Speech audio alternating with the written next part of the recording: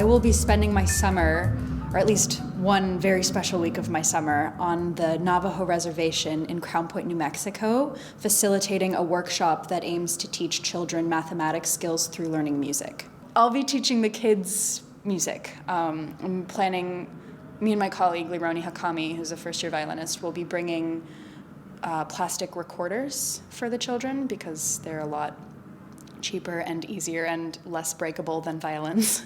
So the kids will hopefully learn some basic rhythmic patterns and maybe a couple of tunes, and we can talk about how math skills that they learn in school can really be used to understand Western classical music. I would really love to talk to them about what their perception of music is. I hope that it's not just a one-way street. I hope that this is an experience that is really educational for me and Lironi as well. And I think there's just so much music that we're not aware of because we spend so much time listening to like Bach and Brahms and stuff that's very sacred to us in the Western classical canon. But I think that there's so much other music and musical experience to be had. So I'm really excited to have received a community engagement grant from the Juilliard School. It's my first time receiving